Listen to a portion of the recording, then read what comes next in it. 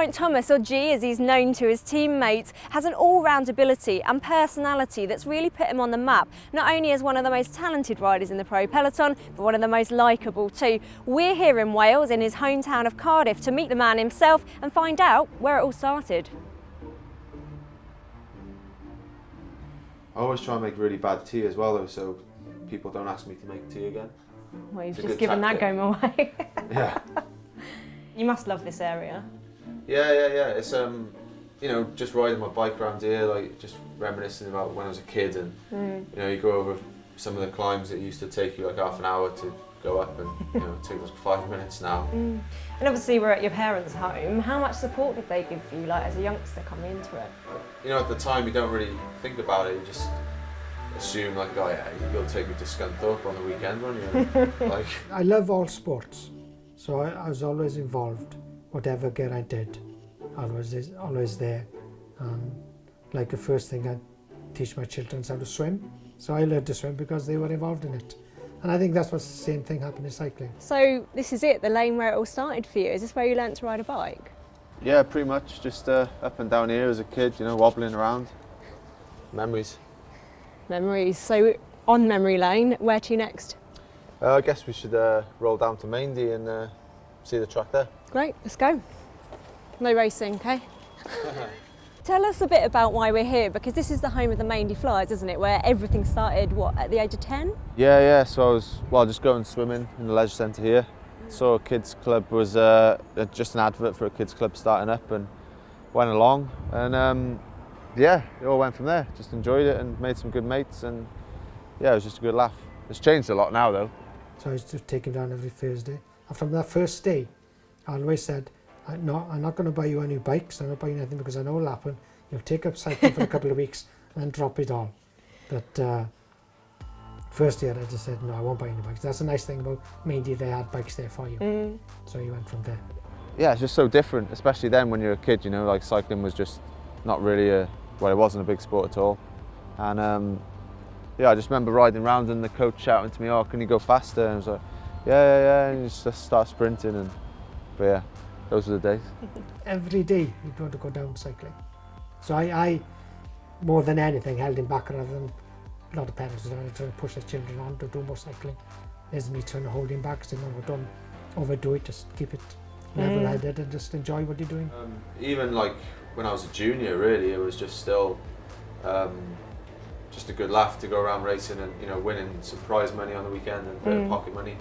Like, especially when we were a youth, it was just, we'd go up on a minibus, travel up to races, and, you know, we'd camp sometimes, or, you know, stay in like these little huts with no heating or anything, but, you know, it was just like a good laugh, and then you'd obviously race on the Sunday and then come home.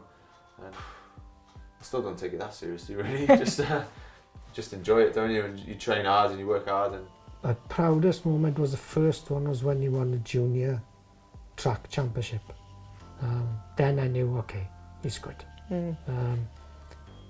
From here on now, it's important. What we got to do is try and get him into the British cycling team. He was winning all the junior races in Britain, and that's when we decided we'll start going to Europe. So yeah, I was proud when he won the World Junior, that was the first one. And then he won the Paris-Roubaix as a junior. And I thought, you can do it. From now on, here we go. yeah, obviously winning Junior Roubaix was massive. And then to go and get silver in the European points race and then win the Worlds, I think that's when I really thought, oh yeah, I can actually make something of it, and, you know, turn pro and do everything you dream of doing then. Until that point, it was just kind of just more for fun and more of a, you know, just something you enjoyed doing and I was good at. So, but yeah, that was kind of like the breakthrough year really for myself, mentally, I guess, in a way. Now, I was trying to think back, and I think the last time I properly interviewed you was outside the Barlow World bus in 2007. You had a massive smile on your face. I know you were knackered at that point, but talk me through why that year was so special. Well, I think, well, it was my first year as a pro. You know, just to be racing in those races was massive, and, you know, I was only 20 at the start of that year when I turned pro, and obviously just turned 21 when I rode the Tour. But it was just a big whirlwind of like yeah, it's just, when you're a kid, that's what you dream of, you know, turning professional and riding the tour and riding the classics, and so yeah, to be doing that straight away was unreal. Well, it's absolutely incredible, and of course I want to move on to talking about Olympic success for you, but I think we should move on. Where's next? I guess, well, talking about the Olympics, we can go to in the centre and have a look at the gold post box that they nicely painted for me. So Brilliant. weird. Let's head over there now.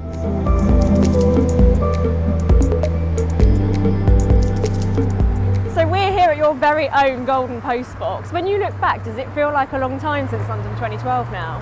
Yeah, it feels like a lifetime ago. And in terms of it being a home games, did it just feel bigger than anything else? Beijing, we were kind of in our own little bubble and didn't really get any sense of it, but I think in London it was, you know, we're based in here, training in Newport just down the road, and so it certainly it built, you know, the weeks before it and the whole excitement of the games and stuff. So, but for afterwards, I don't think we could really be ready for that. Really, it was just nuts. And tell me a bit about the transition from the road to the track. It's like a completely different discipline now.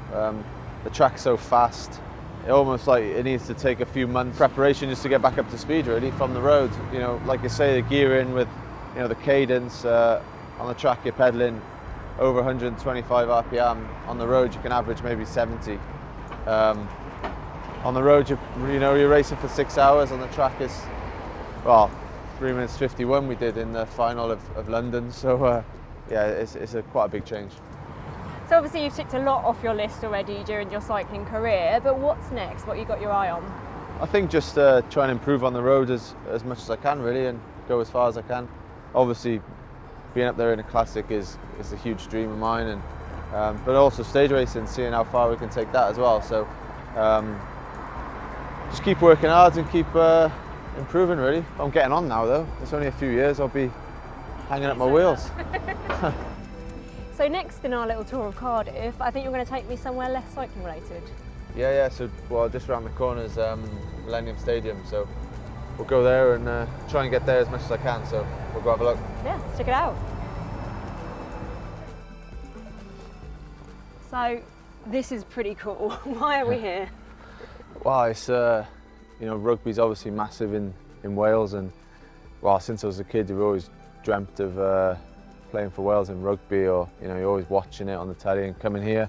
Amazing sort of atmosphere here, and I always make the effort to come to one of the autumn internationals, November time. It kind of makes it that bit more special, you know, when you got the whole year building up to it, looking forward to going to a game, and yeah, like I say, the atmosphere is just incredible, and it's just a real good day. Well, talking of special occasions, you're getting married later this year. How much have you been able to be involved with the planning of that, again, while you're on the road?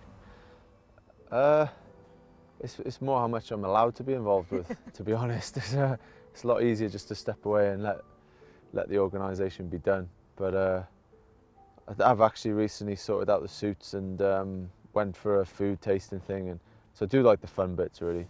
And did I hear right that Jeff Banks is actually designing your suits for the day? Yeah. So he's obviously into his cycling, and you know, has a lot to do with Catford CC, and went to a dinner with him and that club, and just got chatting, and that'll be nice for sure.